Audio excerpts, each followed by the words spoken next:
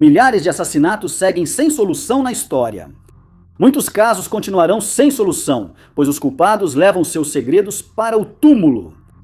Felizmente, algumas pessoas confessam seus crimes no fim de suas vidas.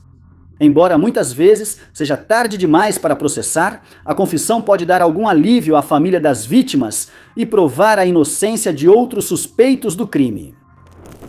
Número 20. No dia 11 de janeiro de 1867, o irmão de Christine Cat encontrou o corpo dela na casa da família em Dayton. A jovem de 18 anos foi espancada na cabeça e encontrada morta na porta do porão. A suspeita caiu primeiro no irmão dela, pois sua pistola estava ao lado de Christine, mas ele tinha um álibi sólido para o momento do crime. Outro homem, conhecido como namorado de Christine, também foi acusado. A mãe de Christine, Christine Cat Sr., achava que ele causou a morte da filha e tentou convencer os vizinhos disso. Ele também tinha um álibi. O assassinato de Christine ficou sem solução por 17 anos, até que sua mãe fez uma confissão chocante em seu leito de morte. Christine Sr. revelou ao filho mais novo que matou a própria filha. Christine chegou horas depois do combinado e sua mãe, descontrolada, a atacou com um machado. Christine Sr. pediu ao filho que mantivesse o segredo até que ele também estivesse em seu leito de morte, poucas horas antes de falecer. O filho quebrou a promessa e contou tudo a um repórter, encerrando o mistério da morte da irmã. Número 19. O assassinato do diretor William Desmond Taylor foi um dos maiores mistérios de Hollywood por mais de 70 anos. Taylor foi encontrado morto por seu empregado doméstico nas primeiras horas da manhã de 2 de fevereiro de 1922. O diretor foi baleado nas costas e 2 vizinhos viram alguém saindo da casa de Taylor na noite anterior após ouvirem um barulho que parecia um estouro de escapamento. No entanto, nenhum deles conseguiu dar uma boa descrição para a polícia. O trabalho da polícia foi dificultado pelo empregador de Taylor, o estúdio Paramount. Representantes da empresa chegaram antes de a polícia ser chamada e logo começaram a limpar a cena do crime. Levaram escadas, bebidas alcoólicas ilegais e mandaram o caseiro limpar o sangue. A indústria do cinema já enfrentava escândalos e o assassinato de Taylor era mais um problema para a Paramount. Suspeitaram de várias pessoas que trabalharam com Taylor, mas sem provas, ninguém foi condenado e o caso esfriou. Isso até 1996, quando o autor de um livro sobre Taylor foi contatado pelo ex-vizinho de uma senhora idosa chamada Pat Lewis. Lewis morreu em 1964 após sofrer um ataque cardíaco. Nos momentos finais, ela revelou ao vizinho que seu nome era Margaret Gibson, atriz do cinema mudo, e que atirou e matou Taylor em 1922. Taylor e Gibson trabalharam juntos antes da Primeira Guerra Mundial e depois no mesmo estúdio. Gibson morreu antes de revelar seus motivos, mas suspeita-se que o assassinato tenha relação com chantagem ou drogas. Número 18. Roy Heath, com câncer terminal e apenas 2 semanas de vida, confessou ter assassinado Muhammad Taqi 12 anos antes. Ele contou à polícia que estrangulou o empresário após uma discussão e enterrou o corpo sob o pátio de seu apartamento em Fulham. Heath já era conhecido da polícia e cumpriu pena, tornando-se amigo dos gêmeos Cray, gangsters londrinos. Ele também havia sido acusado do assassinato de outro rival de negócios, embora esse caso tenha sido posteriormente arquivado. Heath morreu menos de 2 semanas após sua confissão, antes mesmo que os restos mortais de Taqi pudessem ser identificados.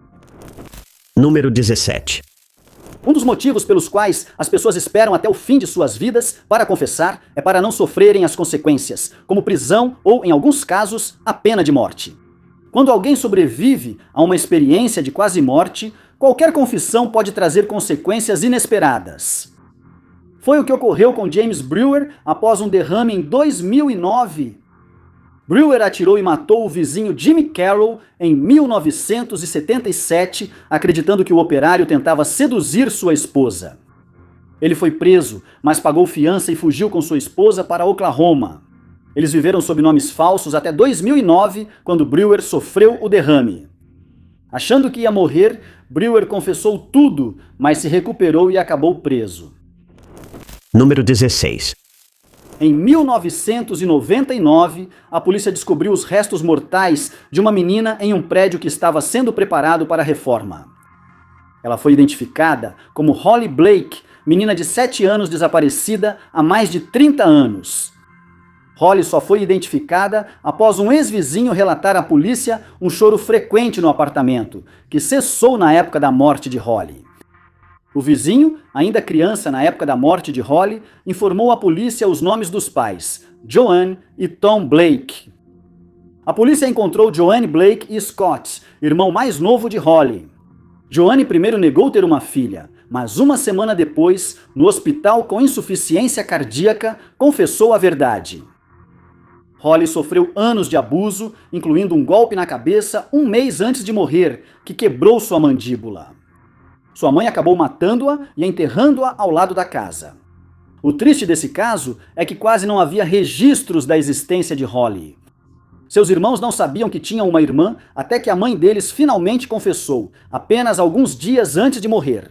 Além disso, Joanne provavelmente não teria admitido a verdade sem o corpo de Holly, levando a memória de Holly para o túmulo. Número 15. Após descobrir sua identidade, o Los Angeles Examiner informou a mãe de Elizabeth, Phoebe, que ela havia vencido um concurso de beleza. Após Phoebe revelar dados pessoais da vítima, eles contaram que Elizabeth tinha sido assassinada.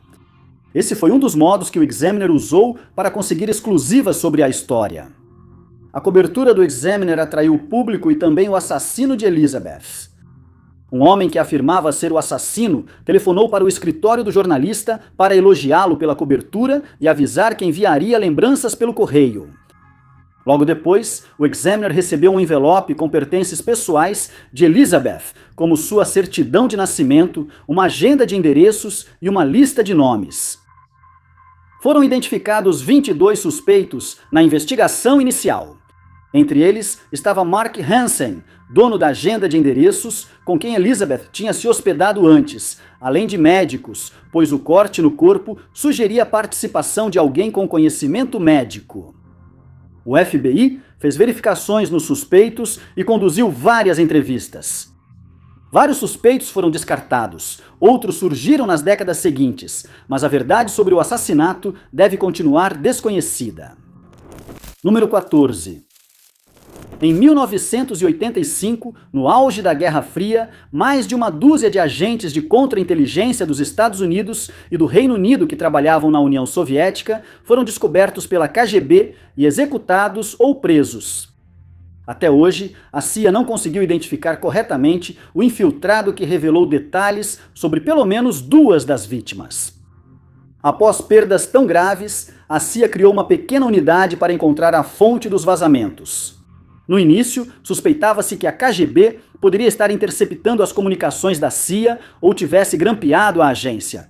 Mas em 1990 ficou óbvio que havia um infiltrado. No entanto, só 3 anos depois conseguiram encontrar o infiltrado, ou como descobriram depois, um deles. Aldrich Ames levava um estilo de vida extremamente luxuoso que seu salário da CIA não podia justificar. Colegas relataram isso aos superiores em 1989, mas as preocupações só foram consideradas quando as evidências se tornaram impossíveis de ignorar. Em novembro de 1993, ele foi colocado sob vigilância 24 horas por dia e no início de 1994 foi preso. Ames confessou detalhadamente sua espionagem contra os Estados Unidos, apresentando uma linha do tempo dos fatos. Ele indicou a data em que entregou as identidades de quase todos os agentes soviéticos, da CIA e de outros serviços americanos e estrangeiros que conhecia. No entanto, havia um problema com sua confissão. 3 dos agentes que Ames supostamente teria entregado em junho de 1985 já estavam sob suspeita da KGB desde maio. Seria fácil dizer que Ames apenas confundiu as datas, mas, pelos detalhes que ele deu sobre o dia, isso parece improvável. Outro infiltrado foi responsável pela identificação de 3 agentes. Felizmente, 2 conseguiram escapar, mas um foi preso e condenado à morte. Em 2001, parecia que haviam achado o homem que procuravam. Robert Hansen vinha espionando para Moscou há 2 décadas e foi responsável por revelar um túnel de escuta que o FBI havia cavado sob a embaixada soviética em Washington. Porém, Robert Hansen não sabia quem eram os 3 espiões traídos em 1985. Tampouco tinha o único outro grande infiltrado, identificado pelo Serviço de Inteligência dos Estados Unidos, Edward Lee Howard, que fugiu para a Rússia em setembro de 1985. A identidade do suposto 4º infiltrado segue desconhecida. Número 13. Em 1982, 7 pessoas morreram por envenenamento por cianeto em Chicago, levando a uma mudança nacional na forma como os medicamentos eram embalados. O responsável pelo envenenamento ainda não foi encontrado. Os assassinatos ocorridos em setembro e outubro daquele ano pareciam aleatórios inicialmente. Todas as vítimas tinham em comum o fato de terem tomado Tylenol extra forte no dia em que adoeceram. Após a ligação ser descoberta, a polícia testou os comprimidos e encontrou cianeto de potássio em quantidade tão tóxica que uma cápsula continha milhares de doses letais. A Johnson & Johnson, fabricante do medicamento, agiu rápido para cessar a produção, a publicidade e recolher o Tylenol do mercado. A polícia alertou pela mídia e nas ruas de Chicago com alto-falantes para garantir que todos soubessem dos perigos do Tylenol. As mortes desencadearam o que o FBI chamou de a maior investigação de adulteração de produtos da história, envolvendo agentes do FBI e 120 investigadores de agências policiais locais. Na investigação, descobriram que os frascos adulterados eram de várias empresas farmacêuticas. As mortes só ocorreram na região de Chicago. Isso indicava que os medicamentos não haviam sido sabotados durante a produção, e era provável que o responsável tivesse adulterado os frascos enquanto eles estavam nas prateleiras das farmácias. Apesar do grande efetivo dedicado à investigação, apenas alguns suspeitos foram identificados, e nenhum pôde ser ligado às mortes. James William Lewis virou principal suspeito após enviar carta de extorsão a Johnson & Johnson. Ele exigiu $1 milhão para cessar os assassinatos, mas a polícia o identificou rapidamente pelas digitais no envelope. Porém, Lewis e sua esposa estavam em Nova York durante a adulteração, sem ligação comprovada com os assassinatos. Ele ainda foi condenado a 20 anos de prisão por extorsão. Número 12. Nenhuma lista sobre casos não resolvidos da CIA e do FBI está completa sem mencionar criptos. A escultura, criada por Jim Sanborn, está localizada no terreno da CIA em Langley, Virgínia. Ela contém 4 mensagens criptografadas que fascinam os criptoanalistas desde que foi erguida em 1991. 3 das 4 mensagens foram decifradas. O primeiro a anunciar que resolveu as 3 partes foi o cientista da computação Jim Gilligly, da Califórnia, em 1999, mas ele foi superado pelo analista da CIA David Stein e por um grupo de decifradores da NSA. No entanto, o último dos 4 códigos continua sem solução. O enigma final tem 97 caracteres e acredita-se que usa uma cifra em camadas para ocultar sua mensagem. Em 2010, Sanborn revelou 3 pistas para dar um ponto de partida aos decifradores, sendo a mais recente em janeiro de 2020. 20 anos após a escultura ser revelada, ele disse que as letras 64 a 69, decifradas, formam a palavra Berlim. Em novembro de 2014, para marcar o 25º aniversário da queda do Muro de Berlim, Sanborn revelou outra pista. As letras de 70 a 74 formam a palavra relógio ao serem decifradas, trazendo outras pistas. Os decifradores foram orientados a investigar esse relógio, embora ainda haja debate sobre qual relógio em Berlim Sanborn mencionou. Também mostrou que um caractere pode permanecer igual, pois a letra K permanece igual no texto cifrado e decifrado. Sanborn citou que a queda do Muro de Berlim impactou o desenvolvimento da cifra. Em janeiro, Sanborn contou ao New York Times que as letras 26 a 34 formam a palavra Nordeste. Agora, aos 74 anos, Sanborn afirmou que esta é sua última pista, mas cogitou leiloar a solução caso morra antes de ser resolvido. Número 11. Por muito tempo, o mistério em torno da morte de Rick McCormick, de 41 anos, não chamou muita atenção do público em geral.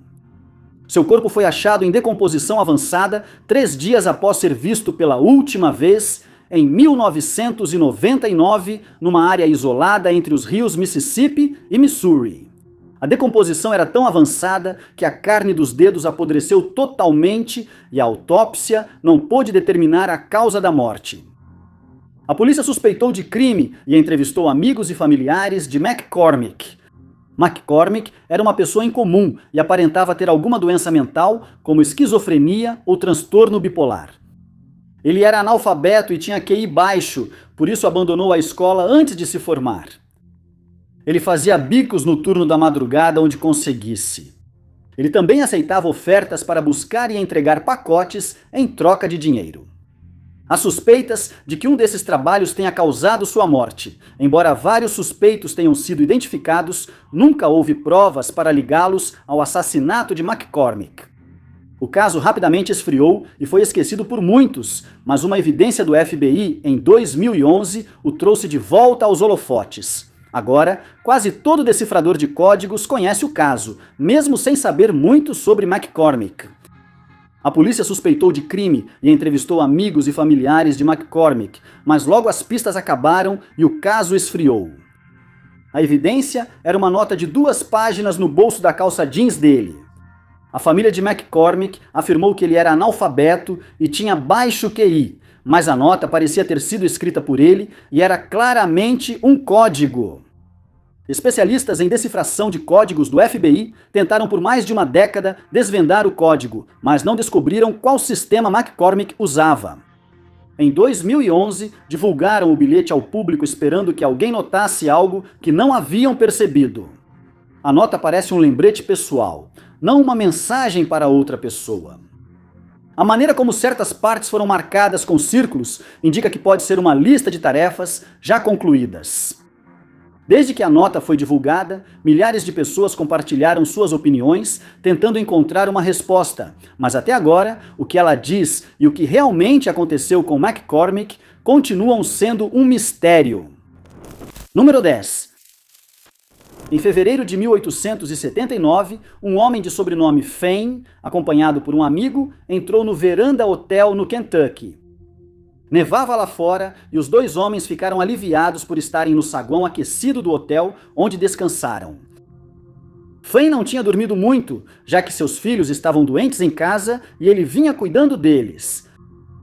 Logo, os 2 relaxaram no saguão e adormeceram, embalados pela iluminação suave do hotel. O amigo de Fane foi o primeiro a acordar e decidiu reservar um quarto com 2 camas onde eles poderiam dormir à noite. Ele tentou acordar Fane, mas por mais que tentasse, não conseguiu fazê-lo despertar. Ele reservou um quarto na recepção e pediu ao recepcionista para acordar Fane, assim poderiam descansar. Ele tentou acordar Fane, sem sucesso, e comentou ao amigo de Fane que achava que o homem poderia estar morto. O amigo disse para ele não ser bobo e continuar tentando, o que o levou a tentar novamente. O recepcionista começou a sacudir Fane o mais forte que podia, até que finalmente conseguiu acordá-lo. Fane perguntou o que ele queria, e o homem disse que ele precisava ir para a cama, mas Fane recusou e disse para deixá-lo em paz e ir embora. O recepcionista disse que já estava tarde e precisava fechar puxando Fane pelo casaco e o tirando da cadeira. Fane sacou uma pistola, levando uma pessoa que estava no hotel a gritar para que não atirasse. Fane pareceu não ouvi-lo e disparou um tiro contra o recepcionista.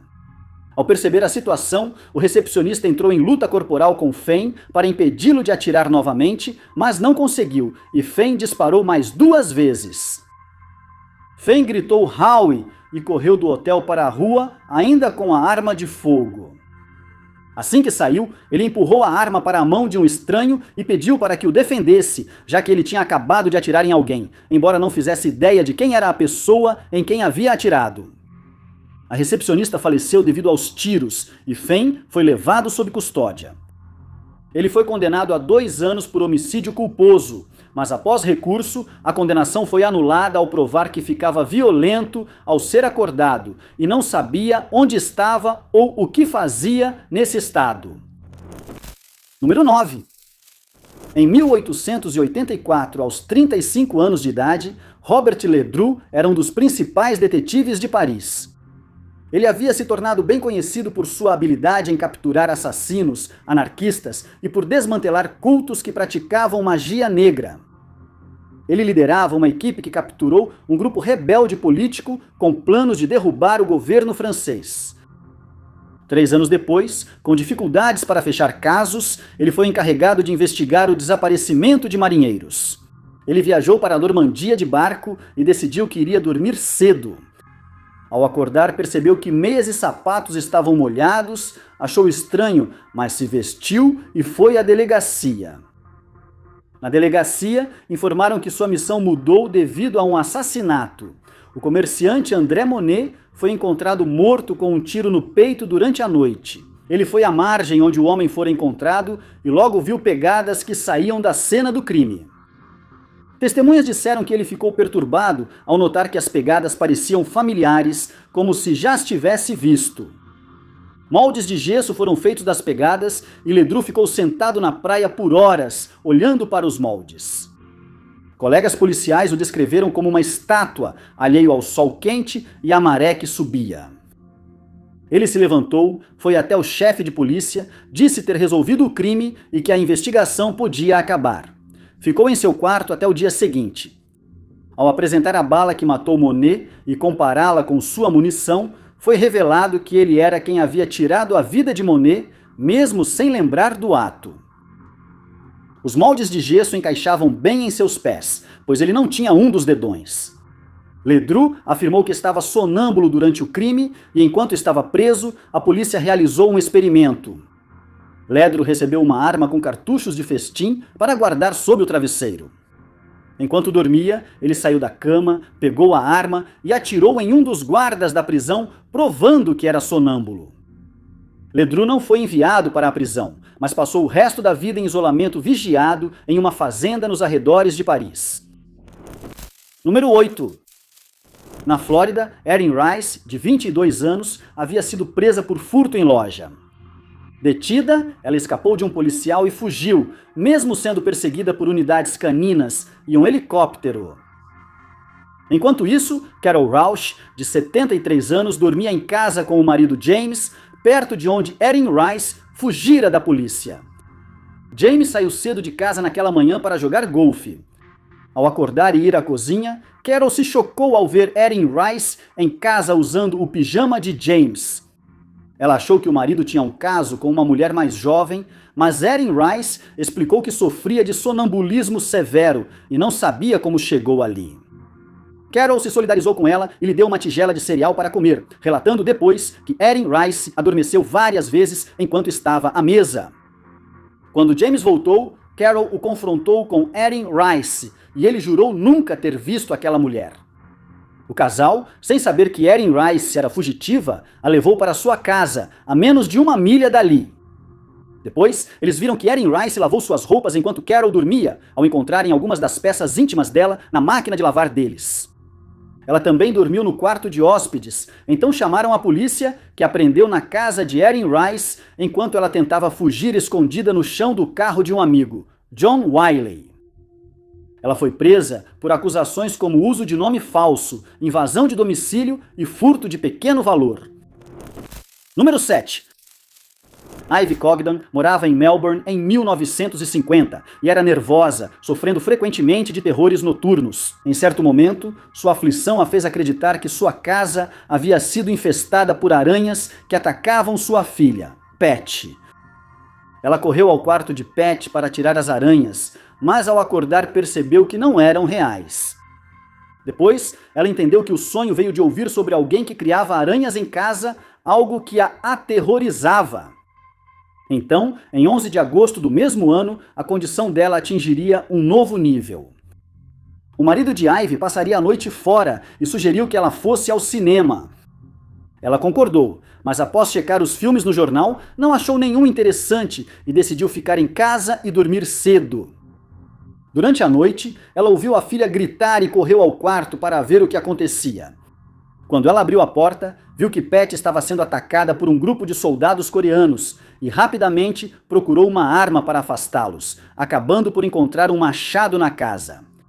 Em pânico, ela correu ao quarto da filha e balançou o machado contra os soldados, achando que a protegia. Sem saber, ela atingiu a própria filha com o machado e a matou, percebendo o erro apenas na manhã seguinte, quando Pat foi encontrada com o machado ao lado. Ivy ficou arrasada e admitiu ter cometido o crime durante um pesadelo, relatando seu sonho à polícia. Vários médicos que tratavam de Ivy na época testemunharam que ela realmente era sonâmbula, que já havia saído de casa dormindo em várias ocasiões e que ela não teria consciência do que estava fazendo enquanto empunhava o machado. Ela foi considerada inocente de homicídio culposo, já que o início da Guerra da Coreia afetou seu psicológico, causando pesadelos de sonambulismo que resultaram na morte da filha. Número 6. Willis Boshier, de 29 anos, era sargento do Exército dos Estados Unidos, vindo de Michigan. Na véspera de Ano Novo de 1960, enquanto estava servindo no Reino Unido, ele comemorou o dia bebendo cerveja e vodka. Ele comeu pouco no dia e havia feito tratamento dentário. Durante o dia, ele se encontrou com um casal, uma amiga, Jean Constable, e o namorado dela, David Salt, em um bar no Hotel Bella. Os três passaram um tempo no bar e depois decidiram ir ao apartamento de Boshier. Constable e Salt usaram o quarto de Boshier e ele decidiu levar o colchão para perto da lareira, onde continuou bebendo sozinho. Constable e Salt se juntaram a ele perto do fogo e os três dormiram após beber mais um pouco. Durante a noite, Salt acordou e decidiu ir para casa. Boshier se despediu dele e voltou a dormir. Por volta da 1 da manhã, Boshier acordou sentindo alguém arranhando seu rosto e boca. E quando finalmente conseguiu recobrar a consciência, ele se viu sentado em cima de Constable e percebeu que ela não estava respirando e que ele estava com as mãos em volta do pescoço dela. Em pânico, ele cortou e queimou o cabelo dela, achando que assim ela não seria identificada. Ele lavou o corpo, vestiu-a e a deixou no quarto de hóspedes. Ao acordar mais tarde naquela manhã, pensou ter tido um pesadelo, mas ao abrir a porta do quarto de hóspedes, viu que era tudo real. Ele tentou destruir qualquer evidência que pudesse, queimando seu casaco e removendo as joias dela, que depois descartou. No dia seguinte, ele enrolou o corpo de Constable num cobertor e a deixou numa vala rural. Um caminhoneiro acharia o corpo em 3 de janeiro. A polícia soube que Boshier passou o dia com o casal e o prendeu rapidamente. Ele confessou o que fez, mas disse não lembrar dos fatos. O júri o considerou inocente após menos de 3 horas de deliberação. Número 5. A Era Vitoriana foi uma época em que algumas tradições realmente estranhas eram consideradas normais. Por exemplo, era comum as pessoas fotografarem entes queridos falecidos, usarem pássaros empalhados em seus chapéus e distribuírem cartões de Natal mórbidos. Mas uma tradição daquela época que não é mais praticada se mostrou realmente polêmica, já que algumas pessoas a acham encantadora, enquanto outras a consideram simplesmente assustadora. A tradição de fazer joias com cabelo humano, conhecida como arte com cabelo, saiu de moda por volta de 1925, mas antes disso era uma tradição comum que foi praticada por centenas de anos. Empresários usavam pingentes de relógio feitos com cabelo de suas esposas. Anéis e broches eram montados com o cabelo de um ente querido ou dos filhos de um casal, e algumas pessoas chegavam até a coletar o cabelo de amigos e entes queridos, guardando-o em uma carteira ou em livros de autógrafos para uso futuro. Em alguns casos, o cabelo de familiares ou amigos falecidos era incorporado em pulseiras ou brincos para que pudessem ser mantidos próximos àqueles que estavam de luto. Também era comum que cabelos fossem adicionados a obras de arte encomendadas ou às molduras em que eram guardados. Era até possível comprar guias que ensinavam pessoas comuns a fazerem suas próprias joias com cabelo, sendo um dos mais conhecidos chamado de auto-instrutor na arte do trabalho com cabelo. É uma tradição que não é mais praticada, embora ainda existam algumas pequenas organizações dedicadas a preservar a RTE com cabelo. Leila's Hair Museum, no Missouri, ainda exibe algumas dessas peças, incluindo 159 guirlandas e mais de 2.000 peças de joias, como anéis, colares, broches e pulseiras, para citar apenas algumas. Número 4. Uma tradição estranha que era praticada por mulheres chinesas do meio do século X até tão recentemente quanto 1999 é a de enfaixamento dos pés.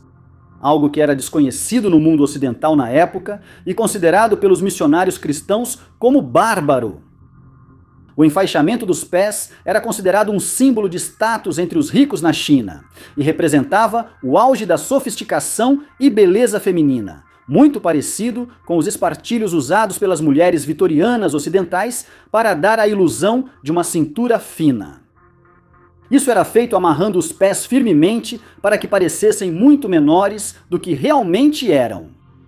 Era um costume doloroso que, em muitos casos, exigia que alguns dos dedos dos pés fossem quebrados para alcançar o formato desejado, também conhecido como pés de lótus. Esse nome surgiu graças a uma dançarina da corte do século X chamada Yao Ye. Yao enfaixou seus pés em formato de lua crescente, e isso chamou a atenção do imperador Li Yu, enquanto ela dançava na ponta dos pés dentro de uma grande flor de lótus dourada, que era decorada com fitas e pedras preciosas. Disse que a tradição se espalhou a partir daí, com muitas mulheres chinesas abastadas escolhendo adotá-la por conta própria. As evidências mais antigas do enfaixamento dos pés incluem as de Lady Huang Sheng, esposa de um membro da família imperial. Lady Huang faleceu em 1243, e quando seu túmulo foi aberto, descobriu-se que ela havia praticado o enfaixamento dos pés. Seus pés, envoltos em gaze, ainda calçavam seus sapatos de lótus de formato especial, muito menores que o calçado tradicional. Isso se tornou tão comum que famílias com filhas em idade de casar passaram a considerar o tamanho dos pés como uma espécie de moeda e um meio de ascender na sociedade. Os pés enfaixados mais desejados eram conhecidos como lótus dourados, que não podiam ter mais de 3 polegadas.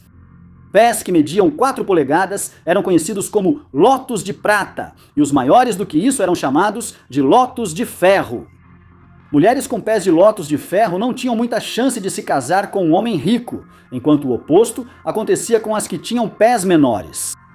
Mas, no século XVIII, alguns escritores chineses começaram a se opor à tradição, e missionários cristãos começaram a conscientizar as pessoas de que isso não era praticado em nenhum outro lugar do mundo. Em 1874, foi formada a primeira sociedade anti-enfaixamento dos pés, e seus membros se recusavam a enfaixar os pés de suas filhas, e não permitiam que seus filhos se casassem com mulheres que praticavam essa tradição. Em 1883, intelectuais chineses começaram a considerar o enfaixamento dos pés como uma tradição que precisava ser encerrada, e mais sociedades anti-enfaixamento dos pés começaram a surgir, com o número de membros chegando a até 300 mil pessoas. No século XXI, apenas um pequeno grupo de mulheres chinesas idosas ainda tinha os pés enfaixados, e a última fábrica que produzia sapatos de lótus foi fechada. Número 3. O estranho ritual de escurecimento dos dentes era comum no Sudeste Asiático e em culturas oceânicas desde o ano 250, principalmente na Índia, China, Vietnã, Filipinas, Ilhas do Pacífico e outros países da região. Também era realizado por grupos de pessoas nas Américas, particularmente por pessoas que viviam no Peru ou no Equador. Embora seu propósito varie entre as culturas, geralmente era feito ao atingir a puberdade para preservar os dentes até a velhice, já que prevenia a cárie dentária. Em outras partes do mundo, isso era visto como um sinal de maturidade e beleza, ou uma forma de diferenciar os humanos dos animais. O efeito era criado com o uso de ácido férrico, que era feito dissolvendo limalhas de ferro em vinagre. A solução marrom escura era então misturada com taninos vegetais provenientes do pó de chá. A mistura ficava à prova d'água e era aplicada nos dentes diariamente. No Japão, a prática era comum até o fim do século XIX. Qualquer objeto preto como breu era considerado bonito e, por isso, o escurecimento dos dentes era visto como uma prática estética. No século XIX, o nacionalista filipino José Rizal comentou que o costume era praticado pelas mulheres japonesas como um sinal de castidade, mas que estava caindo em desuso. No Vietnã, o escurecimento dos dentes era mais comum. Algumas pessoas os avermelhavam e mulheres usavam solução preta. Na dinastia Ming, os vietnamitas foram forçados a deixar o cabelo crescer e parar de escurecer os dentes, pois isso era considerado não civilizado. No entanto, uma lei foi promulgada no Vietnã proibindo os vietnamitas de adotar práticas estrangeiras e a tradição continuou. Nas Filipinas, um historiador espanhol chamado Antônio de Morga fez anotações sobre como o povo local se apresentava em seu livro intitulado Eventos nas Ilhas Filipinas. Ele observou que eles frequentemente lixavam os dentes até ficarem nivelados e depois os escureciam, comentando que seus dentes eram preservados até a velhice, mas que era feio de se ver. No Oriente Médio, a tradição assumiu uma forma semelhante, feita de ferro e sulfato de cobre, taninos de plantas e agentes aromatizantes. A prática dizia-se que havia sido santificada pela filha do profeta e assim enraizou-se na cultura islâmica. Como era vista como um sinal de beleza, a estranha tradição foi adotada por outros, incluindo trabalhadores de rua da época, mas também era considerada como tendo usos medicinais. Na Tailândia, o escurecimento dos dentes era uma tradição até meados do século XVIII. Essa versão era obtida ao mastigar betel, deixando uma mancha vermelha nos dentes. Isso era visto como sinal de beleza, mas era bem mais prejudicial aos dentes. Grupos de pessoas que viviam nas encostas orientais do Himalaia escureciam os dentes usando alcatrão de madeira de certas plantas ou mastigando plantas específicas ou produtos à base de plantas. O escurecimento dos dentes acabou sendo proibido pelo governo em 1870 e a estranha tradição caiu em total esquecimento para sempre. Número 2. O violino das megeras era um dispositivo usado durante a época medieval, principalmente na Alemanha e na Áustria, onde era conhecido como viola de pescoço ou violino de pescoço. O design original era feito de 2 peças de madeira articuladas, com um grande buraco no centro e 2 buracos menores nas extremidades. O maior buraco ia no pescoço da pessoa e os menores nos pulsos, lembrando um violino sendo tocado. O dispositivo era fechado com dobradiças e trancado. Embora às vezes fosse usado para outros fins, sua principal função era imobilizar pessoas, geralmente mulheres, que estavam discutindo entre si. Em alguns casos, era usado um violino duplo, onde as partes em conflito eram trancadas uma de frente para a outra, forçando-as a acabarem se comunicando e resolverem seu problema. Às vezes, sinos eram presos ao dispositivo para que os moradores ouvissem a pessoa chegando e tivessem tempo de se preparar para zombar do infrator. Uma vez presos no lugar, as partes envolvidas não eram liberadas até que chegassem a um acordo e consentissem em parar de discutir ou parecessem genuinamente arrependidas. O violino das rixosas era usado como punição por tribunais quando maridos acusavam esposas de viverem reclamando, mas muitos viam como redundante, já que depois voltavam juntos para casa. Número 1. Algumas tradições estranhas podem ser comuns em certas partes do mundo, mas há aquelas que parecem totalmente irracionais e absolutamente tolas. Uma dessas práticas foi observada por volta do ano 824 até meados do século XVIII, os julgamentos de animais. Na época, alguns animais eram submetidos aos mesmos padrões morais que os humanos, e suas transgressões recebiam as mesmas punições, como prisão junto com pessoas e, em alguns casos, banimento. Mas a sentença nem sempre era tão séria a ponto de ter que passar um tempo atrás das grades. Ratos eram encontrados infestando casas e frequentemente recebiam cartas em tom severo, instruindo-os a deixar o local, já que sua presença era considerada indesejável. Em um caso, um burro recebeu uma punição severa por uma transgressão desconhecida, mas após uma audiência de apelação, sua sentença foi reduzida a uma pancada na cabeça, sem muita força. Não só mamíferos foram levados ao tribunal, há muitos registros de insetos responsabilizados também. Em um caso, uma infestação de ratos dizimou uma plantação de cevada em uma província da França. Quando foram levados a julgamento, um conhecido defensor público argumentou que havia ratos demais para serem reunidos a tempo para o julgamento e que suas vidas estariam em perigo iminente, já que eram constantemente vigiados pelos gatos locais. Outro caso envolveu uma praga de gorgulhos que destruiu plantações de uva na cidade de Saint-Julien, na França, em abril de 1687. Após serem considerados culpados, os gorgulhos receberam uma carta de banimento com data e hora para deixarem a área.